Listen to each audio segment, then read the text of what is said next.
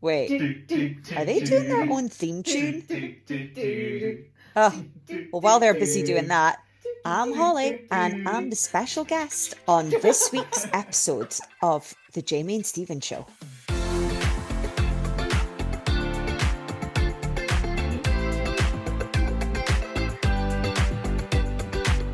Welcome back, Disney fans, and welcome to our guest this week. It's my little sister, Holly, and you are listening to The Jamie and Stephen Show. Let's talk movies, music, and magic. We're leaping into a whirlwind of llamas, laughs, and unexpected friendships with Disney's 40th classic, The Emperor's New Groove. This offbeat, hilarious adventure may have taken a wild production journey, but it's now a cult classic and a comedic masterpiece. So grab your spinach puffs, settle in, and let's pull the lever on another fun-filled Disney discussion. Don't forget to follow us on Instagram and Threads at The Jamie and Stephen Show. If you enjoy this episode, please share, download, and leave us a review. It means the world to us. Why do we even have that lever? Boom, baby. Boom, baby. Ever since we have watched this film, I have said so many lines, like as if it's mine. Oh yeah. Yeah. You know, between Boom Baby and Pull the Lever and Yes. And there was another one. Boo-hoo. I say that all the time. Oh, there's so many good lines. Yeah, there is. Oh, but yes. So thanks, Holly, for being our guest this week. No worries. We basically wanted you on so you could do all the impressions. Yeah, I love this film. It works with Tarzan, so. So, what are we starting with? Right, so I'll start with the tradition, the synopsis, the IMDb synopsis. Right, Emperor Kuzco is turned into a llama by his ex-administrator, Yzma, and must now regain his throne and his human form with the help of Pacha, a gentle llama herder. Stephen? I don't agree with that. Okay. It's called a cruel irony.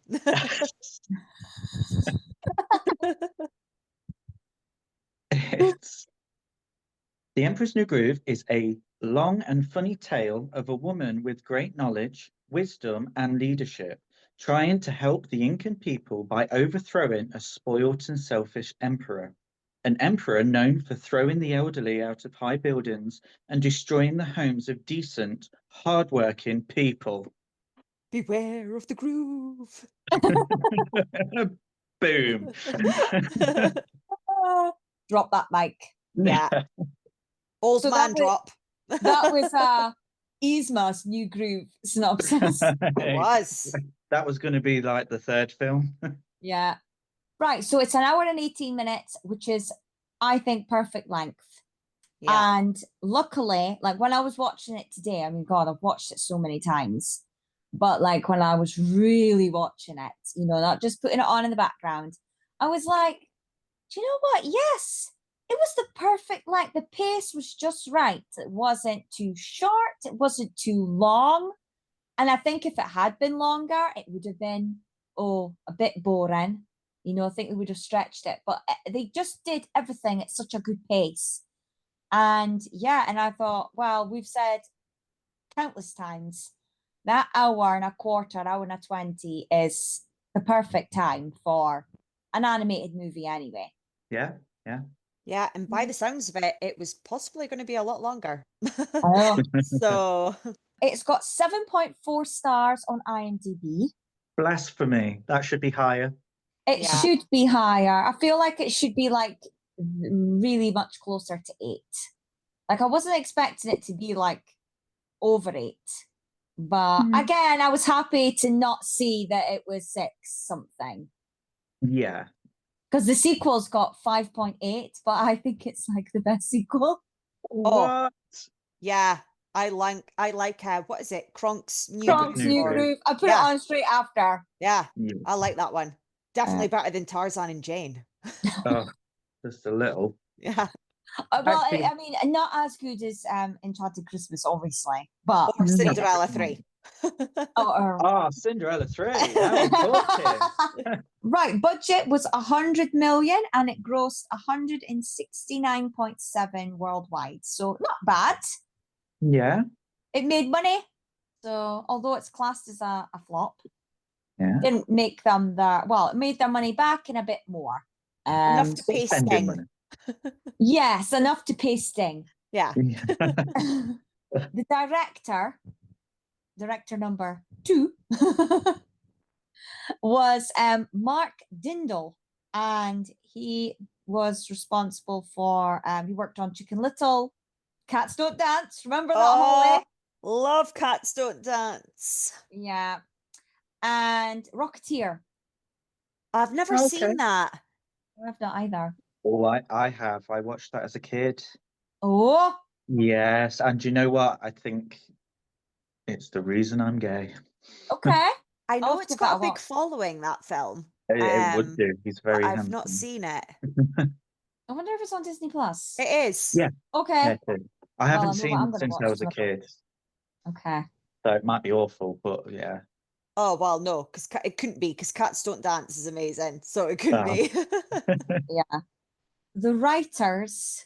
So I've just written the ones that are credited for this version. Yeah, because I think it's very much like the Black Cauldron. I think there's a lot. Well, I was expecting 20 plus, but there is only 10 on IMDb. Right, so we've got Chris Williams and Mark Dindal. So the director and Chris Williams, they worked on the story. And Chris Williams went on to do Big Hero 6 and Moana.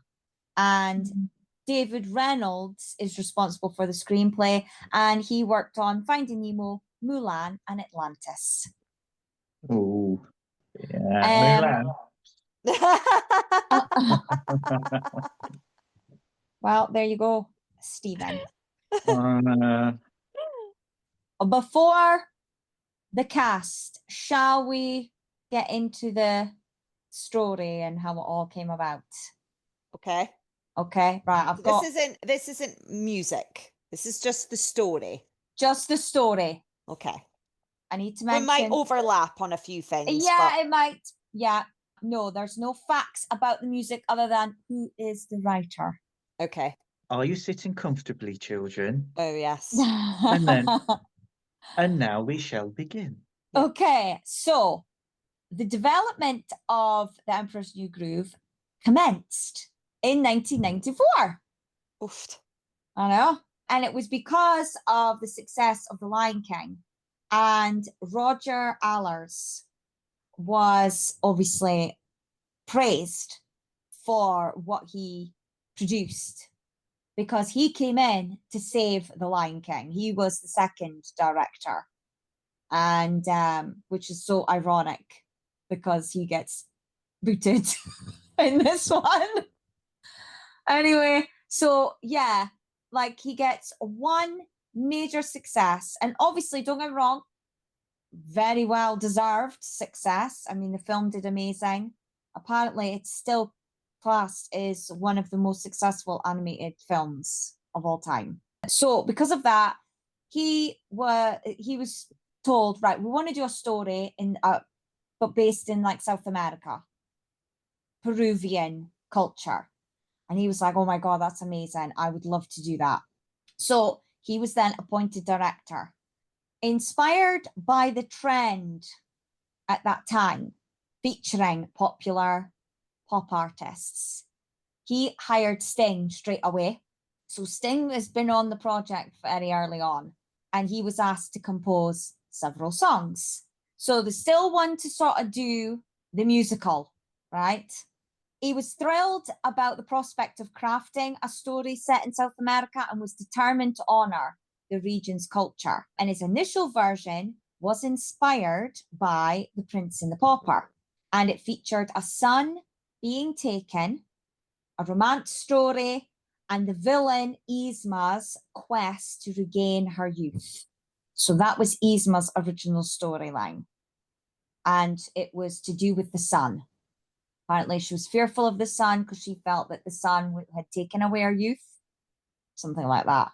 However, because of the poor box office performances of Pocahontas and Hunchback, Disney then thought Rogers needed a bit of help. So they asked Mark Dindal, they asked him to be co-director and sort of help because it just wasn't progressing very well. And they now wanted to get away from the musical, you know, because they just felt that, oh, this is not working for us. And Mark Tyndall had worked for Disney before, and he left to work for Turner Pictures and did Cats Don't Dance. Because of his friendship with Randy Folman, who's the producer of the film, Randy asked him, hey, why don't you come back? I think you would be good to have on this project. We need a bit of help. But despite poor test screenings and creative differences with Dindal and production falling behind schedule, Roger Allers left, resulting in the light-hearted comedy that we got, and it's reminiscent of a Chuck Jones cartoon rather than a dramatic musical. So that's the quick overview of that one. Yeah. Now, Sting. So again, I'll just briefly touch on this because Holly will obviously go into it more with the music. But when he was initially asked to compose by Allers, his wife, Trudy, was like, oh, I'd love to do a documentary about my husband's, Involvement and progress in making, because he's never done anything like this. And she was a documentarian, so she had her own film company, you know, for that. And Disney were like, yeah, okay, yeah, you can do that. But she quickly caught on that things weren't running smoothly. And so she then started to focus on the crumbling of Roger Allers' part of the making. And she was there capturing it all with her camera. And it was called The Sweatbox. It's behind the scenes footage and interviews illustrating the gradual and arduous transformation of the original version of the film, titled Kingdom of the Sun, and then into the final product. Documentary primarily focuses on Sting's contribution to the soundtrack, and the central theme revolves around creative executive conflicts. Dun, dun, dun. I know. So Trudy managed to capture on film much of the struggle, the controversy and difficulties that went into making the picture, including the moment when producer Folman called Sting to inform him that his songs were going to be removed, which Holly will obviously get into more. And Disney holds the rights to Sweatbox. Now, I didn't think it was released at all, but apparently it was at a film festival just after Emperor's New Groove came out, but it was only ever shown there then, and then Disney never released it again. So the name Sweatbox originates from the screening room at the Disney studio in Burbank. Initially, this room lacked air conditioning, and it caused the animators to sweat while their rough work was being critiqued. The process of reviewing the animation as it progressed became known as the Sweatbox. And since the documentary was about the process of making an animated film, the term was chosen as the title. And then after it was secretly released on the internet, someone reviewed it. And so I wrote down their review, and it says, the Sweatbox is at turns infuriating, hilarious, and enlightening. You'll cringe in sympathy with the Disney artists as you see the gross bureaucratic incompetence they had to endure while working at the studio in the 1990s. The film not only captures the tortured morphing of the Kingdom of the Sun into the Emperor's New Groove, it also serves as an invaluable historical document about Disney's animation operations in the late 1990s. If any questions remain about why Disney fizzled out creatively and surrendered its feature animation crown to Pixar and DreamWorks, this film will answer them. Hmm. And I have watched it. Yeah, I've watched it. I watched it today. Yeah. And yeah, it was difficult to really, because it wasn't edited. I didn't think it was edited well, the version that's online, it's not edited very well. And the timing seems a bit off with certain bits because they constantly go back and forth. But ultimately, yeah, I mean, it does give you a good insight. I don't think it was that bad on how the companies run, but possibly I feel that way because of the Frozen documentary, the Frozen 2 one, because that always shocks me how late they actually finish that. And I feel like very similar, like even the whole struggle with Show Yourself song in the documentary of that, like that song almost gets cut Yeah. because they And the just film literally all comes together very last minute. very last minute, just like this. So I wasn't shocked, but maybe if I'd saw it at the time when it was originally made, yes, of course, because they'd never allowed that insight into how their process is done. And how long it actually takes to make Yeah. an animated film. I don't think Yeah. any of us were really aware of that until Yeah. now. And the fact that this took longer to make than the Black Cauldron, I was shocked. Because that was 5 years and this is 6. I think we see it with a lot of Disney films because wasn't Beauty and the Beast only finished at the last moment, and then Snow White, weren't they still like animating things like a few weeks before it was premiered? So I think when it comes to like some of these animated, obviously we only know that now. Yeah.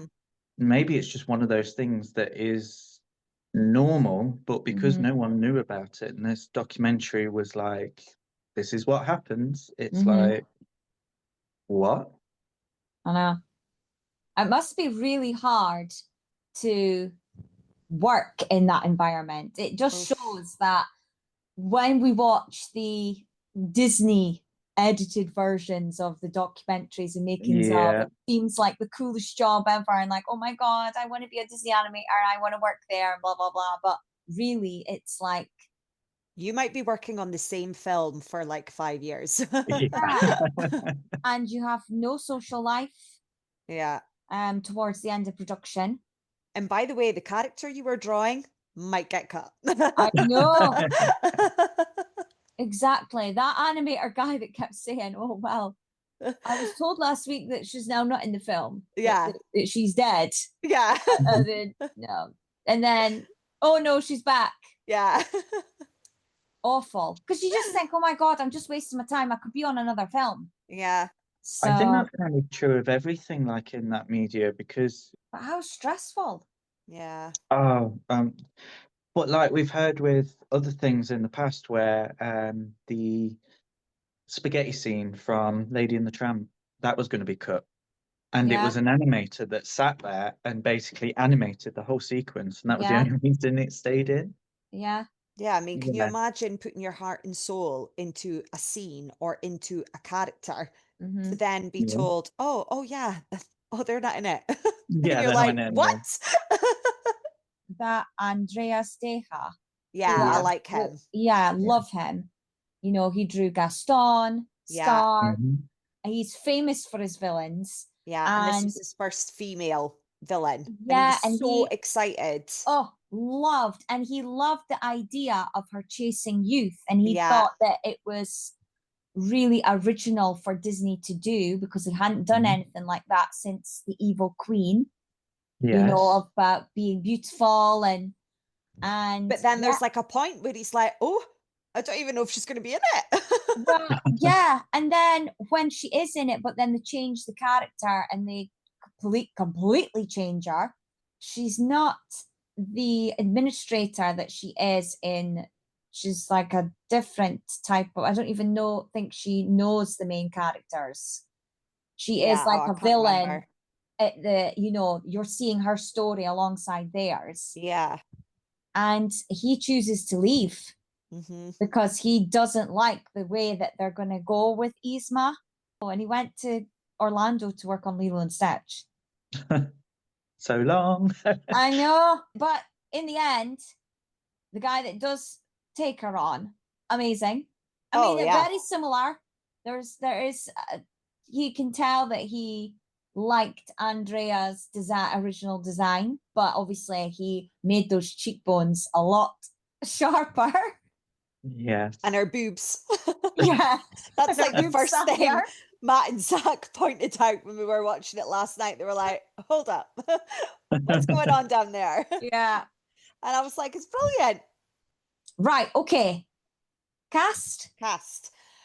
So before I go into the cast, I did ask Zach, my son, what he thought of the voices. You know, and this was before we even started watching it last night. It was for movie night. Straight away, he was like, oh, Mum, I love the voices, especially Kuzco. And I was like, oh, fab. As we know, the movie is set in South America, but none of the voices are by Latin American or, you know, Latino, even like, you know, South American descent. And that's, you know, obviously according to their bios. But I have to agree with my son. The voices really are amazing. I do. I think they're all perfect. And I think it's really, really well cast. So yeah, we'll start. I've just done like the 5 top. Yeah. So David Spade, obviously, is Emperor Kuzco. He Boom, started. baby. Yeah, boom, baby. He started in stand-up. He did 6 years on SNL. We know him from loads of comedies, especially a lot of like your Adam Sandler films. Yeah. You also might know him from the 7 seasons of Rules of Engagement. I've not watched that series properly from like start to finish, but I have seen the odd episode here and there. It is funny. It's quite good. And he stars in that with Patrick Warburton, who is Kronk. And then we go on to the amazing John Goodman. Yeah. Who is Pacha. Best known as Dan in Roseanne. Yeah. I think is the first thing I saw him in. I don't think I saw him in anything or knew of him before, because we were Roseanne fans when we were kids. We were. It's the Flintstones for me. The Flint, yeah. So I'm in the Flintstones. Was he in the Borrowers, or am I making that up? No, he was in the Borrowers. Yeah, he's in that as well. He was like he was massive in the 90s. Like he was pretty big in the 90s. Yeah. I loved King Ralph. Yeah. He was pretty big and was really known for like kids movies as well, I think.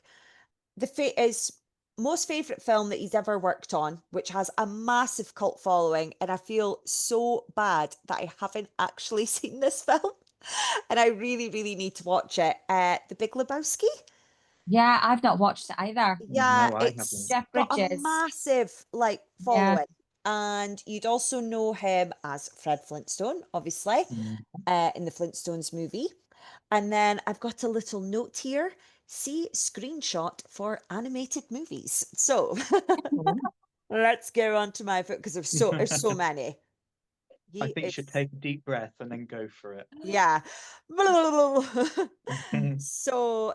So he's known as Rex in We're Back, which me and Jamie love. Film. Kids. Yeah. Love We're Back. Obviously, The Emperor's New Groove and Monsters, Inc. Jungle Book 2. He's in Cars, the B movie.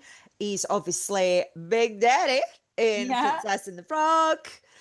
He's in Paranorman, Monsters University. So yeah, really well-known voice. He's one of those voices you're like, oh yeah, like that's Sully. Like I think everybody's like, oh yeah, that's Sully, but it's John Goodman. Then moving on to Eartha Kitt Yzma, born in 1927, died in 2008 at the age of 81. She actually had a really horrible start in life, which I'm not going to go too much into, but she was born out of wedlock and she was abandoned by her mum. Doesn't actually know who her father was. She's half African American and half American, so like Mm. Indigenous American. Okay. She never actually knew when she was born. She didn't know her date of birth. And it was actually a fan that managed to track down her birth certificate. Oh my God. So she's obviously most well known for the song Santa Baby, which Yeah. we all know. And as far as I'm concerned, does the best cover of that song. Eartha Oh, Miss Kitt. Piggy's version is, that's my go-to now. Oh God.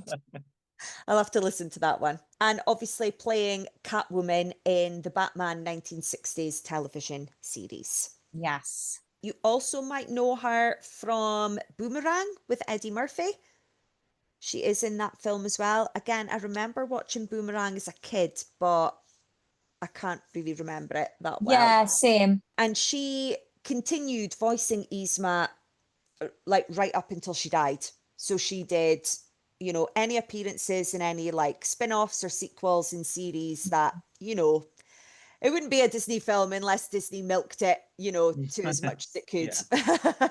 Yeah. And I think that's what I quite like about her, because a lot of your actors are like, oh no, no, no, you know, get somebody else to do my voice in, you know, number two. I'm not really that bothered. But Eartha Kitt was like, no, Yzma's mine. Like, Yeah. I'll do her. I'll do her till the end.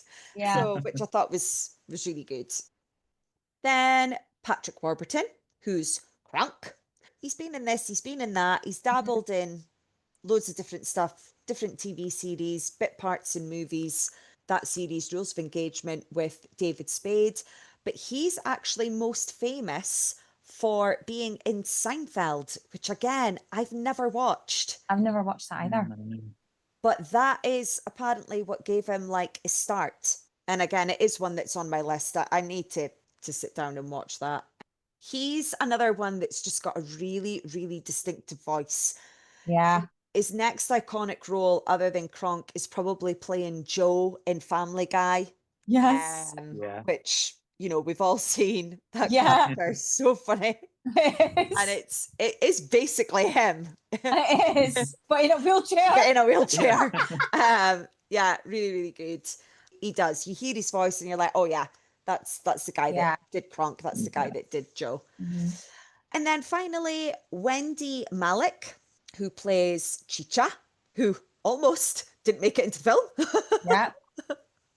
She is of Egyptian heritage, and I know her mainly from a series called Just Shoot Me that I Yeah. did used to watch. Yeah. I'm sure David Spade was actually in He that as is. well. Yeah. Yeah, he is. And again, she's known for her really distinctive voice. Right. So the music. So yeah, music. Right. Oh my God. Sting is the worst. Yeah, The opinion sorry. stated by Holly Yeah. is personal Sorry, but and not as yes. a representation of the Yeah. Jamie and Stephen show. So snippets that I managed to hear of the songs that is in that Sweatbox documentary, they are rubbish. And I am so glad they did not make it into this film, because I think I would have hated the film. Honestly, I Yeah. think I would have hated it, because Mm. some of them I'm like, what? Yeah. What? They were what is- very Sting. Oh God. They must have been like, fuck, we're stuck with this guy. What, know what what? were I we always found thinking? him a weird choice anyway. I Oh. didn't really get. I don't get it at all. You know, I'm 10 at the time. I'm 10 when this film comes Yeah. out, and I'm like, oh, can't wait to hear Emperor's New Groove, you know, because Sting is doing the music. No. Yeah. The thing with Sting is the only place I remember him from is not actually any of his music, but you know, in the Friends episode with Yeah, Ross Ross Can. can, give me the tickets. Don't even see him. It's his wife. Trudy. Yeah. Oh God, he really doesn't come off good in that documentary. I'm sorry. No, he he really, really doesn't. doesn't. I think he should have been fired, me personally. Yeah. And I think the only thing that saved him was Tom Jones. Yes. Tom Jones saved Sting. And as far as I'm concerned, Tom Jones should be made a Disney legend. I think. To me, it's the best opening song ever. Yeah, That's a good song. it's a good song. It is. Yeah. And his animated character, I want that as a pop vinyl. I want that as a bobblehead. You know, why is Tom Jones not done more? I don't know. Disney has missed a huge opportunity there. I know that voice. He would be epic in Yeah. a Disney soundtrack. Yeah. So something that confuses me a little bit with the music is, again, we're in the late 90s Mhm. and Latino artists were at their high Yeah. at this Yeah. time. I mean, we had Ricky Martin, we had Gloria Estefan, we had Enrique Iglesias, we had J-Lo, and they would have been really good people to maybe get involved in the soundtrack of this film. But like I say, really big Latin American artists at the time who were getting number ones. Yeah, really don't kind of understand the whole Sting thing, especially with who we had going on at the time and who was releasing music at the time. And especially when the original director said he wanted to pay homage to that culture. Yeah. But yet he got white American actors to do the voices and a white British man to do the music. Really odd. That's more alternative pop / boring. rock. Yeah. Boring pop. And Boring. also, for some reason, I'm thinking Sting's music, did that come out in the early 80s? Well, yeah, when he was in the band The Police. The Police, yeah. So when he's most known for, his music is about 10 years before production started and about 20 years before the film was released. Makes sense. Just, yeah, exactly. Down with the kids. Yeah. So yeah, music and lyrics by Sting. Word. And David Hartley, and score by John Debry. So David Hartley, he has worked on loads. I'm going to get him up on IMDb and I'll just So is this rattle. the guy that worked with Sting? Yes. No, it was in the Sweatbox. He's the one on the piano. Yes. Okay. So he has been in the music department for Mission Impossible, Batman, Doctor Strange, Barbie, Jurassic World, The Croods, Jingle Jangle, Over the Moon, which I loved. Oh yeah, which you like. Rocketman, Judy, Pikachu movie, How to Train Your Dragon, Mary Poppins Returns, Bohemian Rhapsody. Wow. Loads. Okay, so they had it right with him. Yeah, it goes on and on. Then we've got John Debry. Again, he has done loads, which we know. So he's done live action Jungle Book, The Greatest Showman, Iron Man, Garfield the movie. I'm sure he's not overly proud of that one. Or Spy Kids 2, Hocus Pocus 2. Oh, yeah, he did that Marry Me. You know that Jennifer Lopez, Owen Wilson film? I've not seen it. Yeah, she's the pop star. Yeah, he did Jingle Jangle as well. Like loads of crap. Could retire now he's done that. Yeah, like he's done like garbage films, but like you can't deny that the guy is obviously not talented. I'm not going to disagree that Sting wasn't challenged or messed around, but at the end of the day, did he not really know what he was getting into? No, and he admits that in that Sweatbox. He said, I didn't realise it was going to be like this. I mean, because he says, I made time.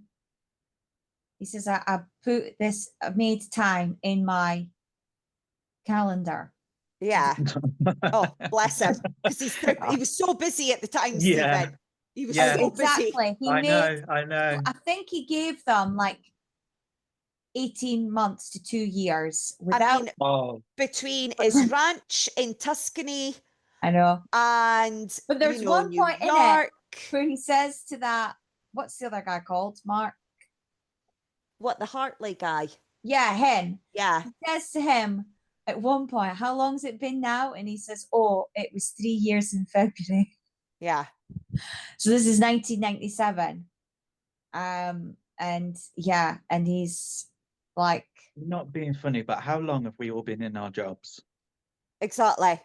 Like, well, and he's like, apparently oh, he's it's been 3 years. Well, I'm sorry, mate. It's been 8 for me. And it's like, that's well, life. he says how now he's starting to, he says, oh, I'm now writing my new album. He says, Oh. so I'm in that mindset. He says, so I'm finding it very difficult to, and then especially being told all those 6 songs that you worked on are being You mean cut. shit songs? You have to start again. And he doesn't say it in the documentary, but I think he did almost say, no, I'm out. Yeah, well, I think he had a terrible attitude.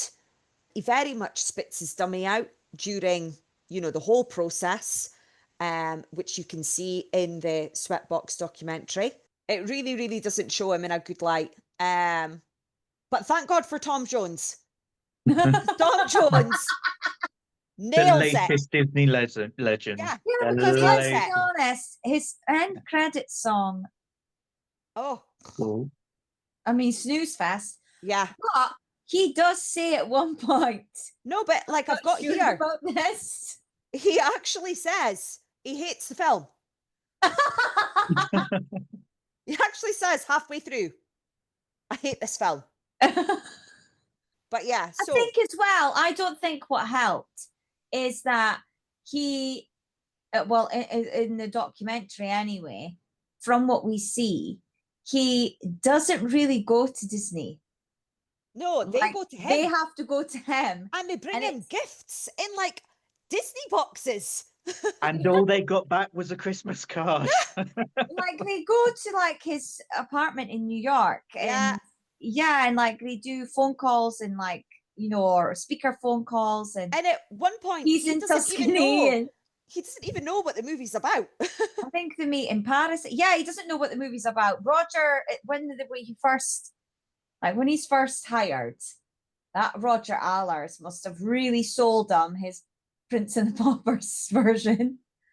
And he just kind of gave him a gist of what the characters' stories were all going to be about. And then he was just sort of told, right, see what you come up with, and then we'll write around that. And I think it got to a point where they were trying really hard not to have the songs cut. So they were trying to work the story around the songs rather than the songs working around the story. And I think that's the mistake they made.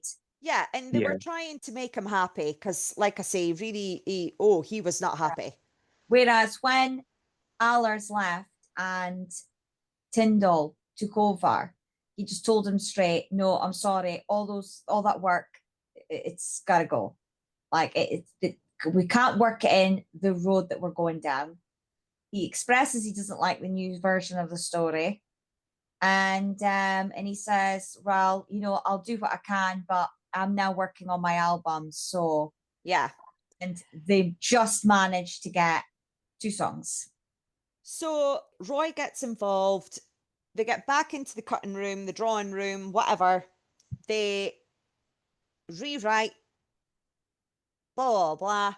They do a screening of the film. They go to France. They meet the artists. They're over the moon with what the artists in France have put together, and the fact that the artists in France actually came up with a completely different name for the film, which then gave us The Emperor's New Groove. They go back to Sting.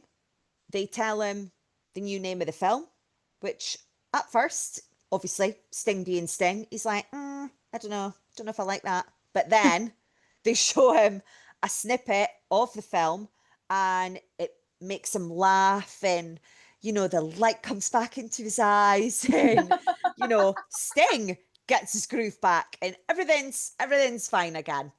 Yeah. But we still haven't done the score, the music that you hear throughout the film from start to finish, which helps with like the mood and the characters' personalities and blah, blah, blah.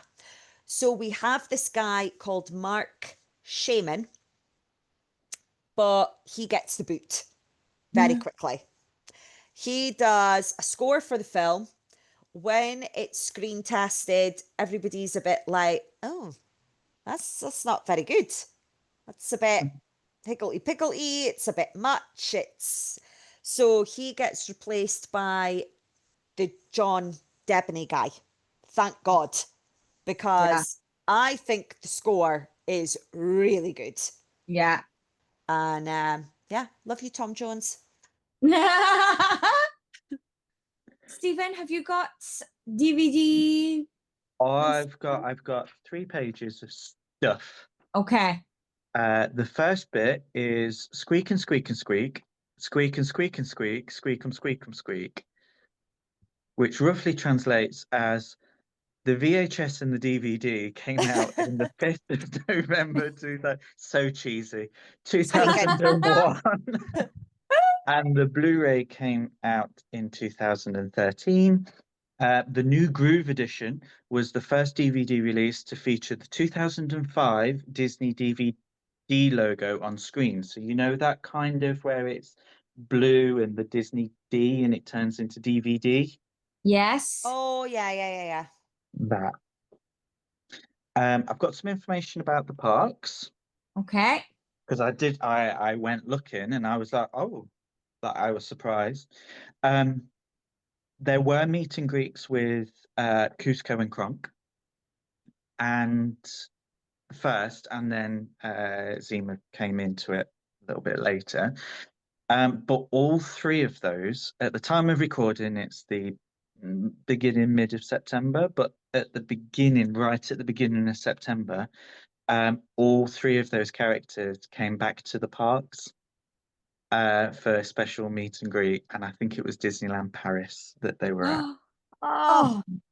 Tokyo Disney Sea has an attraction inspired by the Incan setting, and it's called Raging Spirits, and it opened in 2005, and it's in the Lost River Delta area. Okay. That's where they had their kind of like meet and greets as well. Okay. There's an interactive game in the parks called Sorcerers of the Magic Kingdom, and it features the character of Kronk, also voiced by Patrick Warburton, and Eartha Kitt would have come back, but she sadly passed away before she could record the lines. Oh. There's some deleted scenes. So on the DVD, you'll be able to find a nearly finished section where Pacha witnesses a practice attack on the mock-up of his village by the Royal Guards. On the original ending, where Sting wanted it changed, basically that was to do with the fact that they might have been killing the rainforest. Cusco-topia. Yes, might have been killing the rainforest, and It's obviously my we need birthday to gift to protect. me. I'm so happy. I will say that despite everything that's said about Sting in this, I do agree with the change of ending. Yeah. Oh, you always side with the villain. No, not so much about the environmentalist thing, because I don't think that that is a part of the film. I don't think that's what the film is trying to say, but it does say that there is no moral for Cusco because he still gets what he wants. Yeah. So where's his journey? Yeah. So story-wise, I agree with the villain, Sting. Yeah. Yeah. Oh, Sting. Wrestled him in high school. We mentioned the sequel, Kronk's New Groove. It came out in 2005. It was the last film to feature John Fiedler, which I'm sorry I forgot the name wrong, who's the old guy, Rudy. Yes. Oh, yeah. Get me out of the groove. Yeah. I got He thrown died out the sick. window. He died 6 months before the release. Oh. Yeah, wasn't he the voice of Piglet? No, that's he's the done beggar so. guy. Oh, is it? Is that the beggar guy? Okay. It's not my fault. You don't have, what is it? Oh, yeah, food. It's the only direct-to-video sequel from Disney where all of the original cast reprise their roles. Boom. Boom, Have no baby. shame. Yeah. And there's some hidden Mickeys. So there's a toy train, which is Casey Jr. from Dumbo, and there is a spaghetti scene from Lady and the Tramp, and it mimics a scene from Tarzan. Yeah. There was also a TV show called Emperor's New School. It ran for 52 episodes from January the 27th of 2006, and it's set after the first film but before the sequel. Another hidden Mickey's when people are feeding Cusco at the beginning, the food on the plate is Mickey head shaped. It's the first Disney animated movie not to have the Disney logo in the middle of the poster. So it's Right. usually in the middle, you get the name and Uh-huh. the film used sound effects from Hanna-Barbera, so the Flintstones, Okay. Scooby-Doo, things like that. Owen Wilson was considered for Pacha. Yeah, Don't but know that what was that was. Kingdom of the Sun. That was Yeah. Oh, was it? for, Okay. yeah, when it was a different type of character. Well, whatever. Yeah. And it's the first Disney animated film to feature a pregnant woman on screen. Lady and the Tramp did have a pregnant woman, but this was all off screen. Yeah. Yes. You only see her feet, don't you? And there was 2 video games, one for the Sony PlayStation and one for the Nintendo Game Boy Color, both Ooh. entitled The Emperor's New Groove. Okay. That's the extent of my facts. Well, look at that sky. Talk about blue. Well, I've got a couple of just fun facts from the film. For those who don't know, he played Batman in the series Yeah. alongside Eartha Kitt, who is Catwoman. Yeah. And he originally had a small role in the film as a crazy elderly member of Pacha's village. Oh, And on hearing that Pacha's newest llama was actually the emperor, he would offer to lend him his rebel army to help escape, only to reveal his army was made up of scarecrows. And although he recorded his lines, the animators never got around to animating it, and ultimately it was cut. yeah. They put that idea in a box, and then it's on another box, and then they mailed that box to themselves and decided it wasn't a good idea, so smashed it with a hammer. Thank Yeah. God, because that sounds really bad.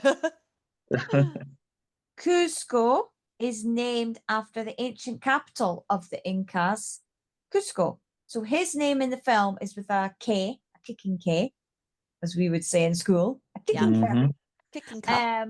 But the capital city is with a Curlica, a C. Hmm. And the city still exists in the Andes Mountains in the southern Peru at an elevation of 11,200 feet. Oofed. Yeah. Whether people actually live there, I don't know. So Cusco did get his city on top of a hill. Yes. Boom, boom, Cusco-topia. baby. And the funeral portrait. So when Isma's doing that memorial, Oh yeah. a weave, and that's to honor what the Incans were known for, and it was for textile arts. Mm. So yes. Right, shall we get to the thoughts? Yeah. Yeah. Okay, Holly, you go first because you're the guest. I love the film. Yeah. Yeah, we watch it many times. I love it from start to finish. I love all the characters. And out I'm a of big 5, fan. what would you give it? I'd give it a solid 4. Yeah, Okay. yeah. Right, Stephen? Well, I thought that Sting's song. No. Don't make me crawl through this Zoom and hurt you. For me, when this film was released, I'd gone off Disney. Mhm. So I never got to see this one when it came out. I had it on video, never really got watched. It was just there gathering dust. So when I first watched it, I was a bit like, this isn't a Disney film. Just didn't feel Disney to me. I appreciate everything in this film so much. Yeah. The humor is beyond good. Yeah, it's right up your street. The animation as well, the style of it is so good. Yeah. Mhm. Like, I wouldn't say it's the most beautiful animation in the world, No. but it's really, really good. Like, Uh-huh. it took a style and it ran with it. Yeah. Mhm. The storyline is stupid in a Yeah. good way. Yeah. So, solid 4 is my score.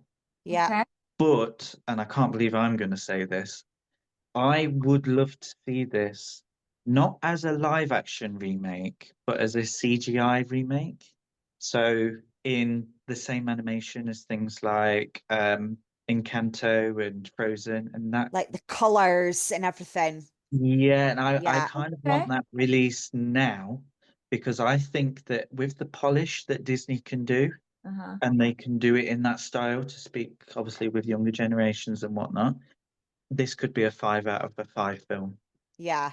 And I reckon that it's one of those films that it was too ahead of its time Yeah. and Agree. it's trapped by the technology of its time. Yeah. Mhm. I do think that if this was released now, Oh, it'd be a it- hit. oh, easily, Yeah. easily is it. You see, I like some of the later 2000s as we start Mhm. heading towards 2010. I like those films, but this is probably the only good film of the early 2000s that Disney put out. Yeah. Yeah, this is And my favorite. Yeah. it's such a good film that when they start messing around with things like Atlantis, I know they were in production before, but with Atlantis and Treasure Planet and even Lilo and Stitch for a while, for a bit, why did they not just stick with this kind of humor Mm. and compete with DreamWorks? I think the humor in Shrek is more sophisticated. I don't mean that as in it's very posh or hard to get or anything like No. that. I think it's thoughtful comedy, It's whereas very this is, clever. Yeah. Yeah. yeah, Clever whereas this comedy. is squeak 'em, squeak 'em, squeak. Yeah. Yeah. Mm. But that's what should have been, and Disney should have stuck with that because all of those films that come after it, all the way up until Chicken Little, don't have this, No. and Disney just can't make it in the market at that point. No. So yeah, So solid 4. what are Good. your thoughts, Jamie? Yeah, Yeah. very similar. I mean, I wrote down hilarious in big capital letters. Knowing how the film was made explains, oh, obviously why it is the way it is, because it's just so different from what we've had before. So different. The humor and the casting. It's one of those films where I just think all the main characters are really strong. Yeah. Even Chicha. Yeah. I love her attitude, and they don't portray her as what she would have probably been like in reality at that time. She's quite a modern character for a female, and even though she is the stay-at-home mom, you can She's clearly cool. tell like she wears Yeah. the trousers, like she's the boss, she's in charge. And the voice, like you said, Holly, at that time they didn't go down the culture appropriation and look for voices from where the movie was set. They did pick really good voices, Oh, and so yeah. much so that every single one of the, maybe Patcha's the only one, but it's just simply because John Goodman, you instantly think of Sully. Yeah. But all the rest of them, You're like, oh, that's that, the guy from Emperor's New Groove. yeah, Yeah. It fits with the absurdity of it. yeah, yeah, it And does. you know what? Eartha Kitt as a really, really old woman with Mhm. knockers down to her knees Yeah, and wanting youth and turning them into a yeah. llama and then And so she is for me the like my favorite character in this film. Yeah.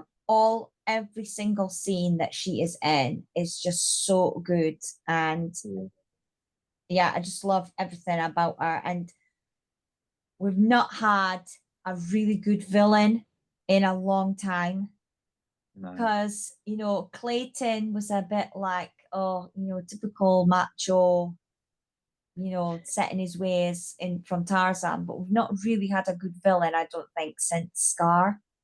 Will Yeah. we not have a fun villain? Yeah, I That's think the 'cause last fun villain was probably Madame Hades. Medusa. Hades. Oh yeah, Hades. Yeah, of Yeah. course. Okay, yeah, But Hades. I think that this film, Emperor's New Groove, links up to Hercules very well. Mm-hmm. I think there's Yeah, some if it had been similarities. Hercules and then this, perfect. Yeah. Yeah. Yeah, I know. It's just funny how it all works out because I think that's the other problem with where they've gone, especially in this era, Yeah. is they are just, over here with that story, up there with that story, down there with this one, across there with that one. They are so far apart. There's no flow, there's no consistency. Mm-hmm. And although we love this one, this is such a good example of how far away they got from what they're known for. Yeah. It's not what people associate Disney with, which is probably why it did struggle when it was released.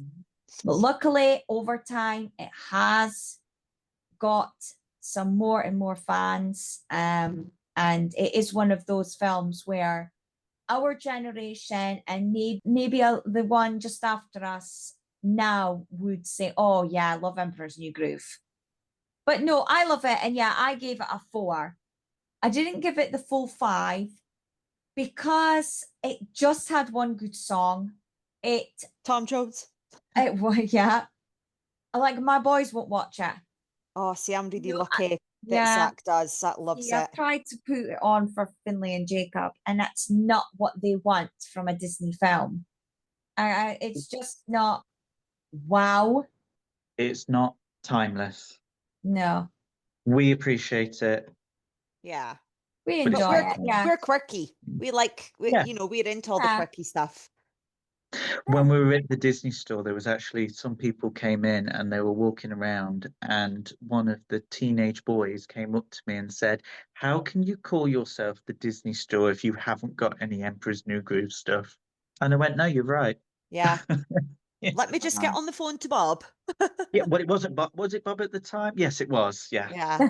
Let me just ring Bob. yeah. They needed that kid as the head of the merch department. Oh yeah, that kid's gone far now. I think Hey, his name one of was the best Loungefly bags I've seen is the Yzma one. Yeah, yeah, I've seen that loads. The one It with is- just her face. Yeah, it Yeah. is amazing. I was just away to say thanks to Loungefly and Yeah. Funko Pop, we Yeah. can get merch. Well, I have 2 Funko Pop groups that I have that are completed. So I have Mm. all of them. One is the Emperor's New Groove. So I've got Pacha, Cusco, Yzma, and Kronk. Mm-hmm. And the Princess and the Frog. Isn't your Kronk in his outfit that he's in with Yzma? Yeah, so the ones I have, they were the original 4 that came out. Yeah. So And the they're one a com- I've got, he's in his Scout. Yeah, scout so that uniform one and he's came got out. the squirrel. Yeah, so because you can also get her as the cat as well. Yes, In the yeah, vial. yeah. I've got Um, Yzma. So I have her as a cat with the vial as a plush. Oh, Oh, so okay. good. Yes. Didn't they do that when It was part of the 100s, Yeah, and yeah, I was like, "That's happening. yeah. Yeah. That's happening." I think periodically they kind of they give a little breadcrumb. So I Yeah. remember I got a Kronk pin Oh, in ace. Florida when I first went. That was partly because I'd never seen anything with Kronk. So you were like, nab I that. was like, yeah, because I loved the film anyway by that point. So I was like, well, I want that one anyway. Yeah. Yeah. But yeah, even then, I haven't really seen any. No. Thanks Yeah. for It's having me time. again, guys. Yeah, thanks Well, for coming back. Yeah. what do you think? Has she passed the audition? Yes, I feel. Yes. Yeah. We'll let you come back.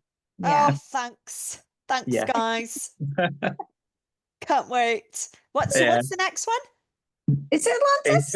It's Atlantis. It is yeah. Atlantis. Oh, Atlantis, Atlantis. yes. I like Atlantis. Yeah, it's an Mm. all right one. It's not, I don't think it's a solid 4, but it's No. not bad. It's not bad. No. Well, I'll tell you what, you do that one on your own. No. Until we'll come back for we'll do Lilo and Stitch, shall we? And then Yeah. wait a bit and see you for Tangled. I'm also a bit of a Treasure Planet fan. I like that one. Okay. Yeah. It's different. And on that bombshell, Yeah. I told you, I like the quirky ones. you sounds like you like the crap ones. Yeah. Right, well, I'm going to end this here. Okay. If you want to join us over on Threads, you can join us on Instagram, the Squeak and Squeakin' YouTube, Squeak and Squeakin' Facebook, and you can squeakin' us at the Jamie and Stephen Show at outlook.com. Oh, yeah. Oh, yeah. Boom, baby. What's his name? Let's go.